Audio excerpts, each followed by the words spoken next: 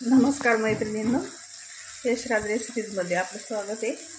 आज आपण बनवणार आहे पावभाजी।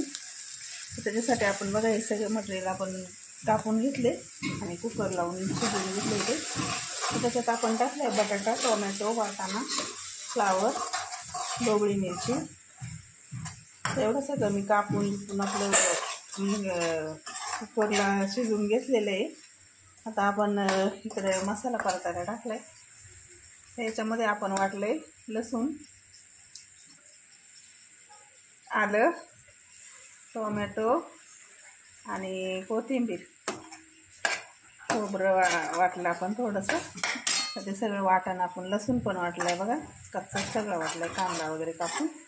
तर ती ग्रेव्ही करून घेतली आणि ती परतून घेते। तरी छान आली आता आपली कच्चं वाटण आहे, त्याच्यामुळं ग्रेव्ही परतून घ्यायची व्यवस्थित। आणि त्याच्यानंतर हे सगळं बारीक मिक्सरला वाटायचं आपल्याला, भाज्या कापलेल्या शिजवून घेतलेल्या। तर हा मसाला परतून घ्यायचा आपल्याला 5 मिनटं, ग्रेव्ही परतायची आपल्याला। हा किती छान ग्रेव्ही झाली। या ग्रेव्हीमध्ये आपण चिकन बनवलं, चिकन खूप सुंदर होतं। अशी ग्रेव्ही बनवायची आणि वरून चिकन टाकायचं, मिठावर टाकून चिकन ग्रेव्ही खूप सुंदर लागते याची। किती छान तरी आली। हे तरी येईपर्यंत आपल्याला परतून घ्यायचं व्यवस्थित। हे बघा, आपण कांदा आणि टोमॅटोची पेस्ट वाटून घेतलेली आहे, ती पण आता हे वाटण परतून झालं त्याच्यामध्ये टाकायची।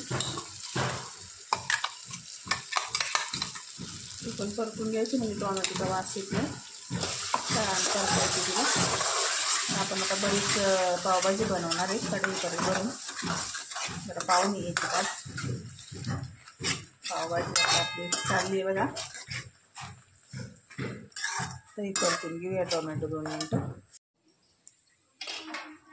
आता हे भाज्या आपण सगळ्या मिक्सरला वाटून घेतली बघा, आणि ही ग्रेव्ही पण आपली परतली, त्याच्यामध्ये त्या भाजी टाकून घेऊया आपण।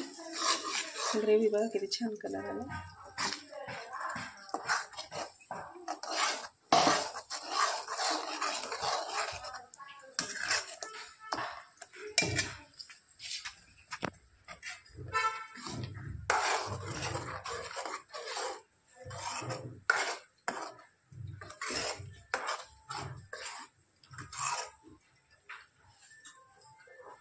आता आपली सगळी भाज्या वाटून घेऊ आणि त्याच्यात टाकायचं आणि मीठ टाकायचं आणि जरा उकळल्यानंतर थोडीशी कोथिंबीर वरतून टाकायची आपल्याला बुरबुरा। झाली आपली पावभाजी तयार, खूप सुंदर लागते भाजी। आम्ही आपल्या काळा मसाला ते टाकून बनवतो, टेस्ट पण खूप छान होते। बघा कसं कलर आलं मस्त।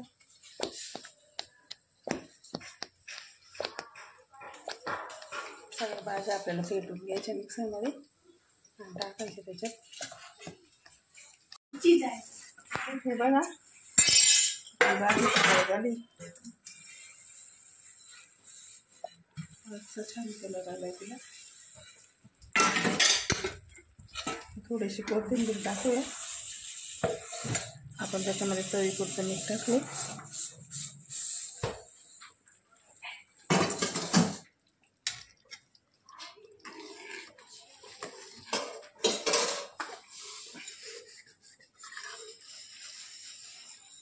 खूप सुंदर दिसते, वास पण छान येतो।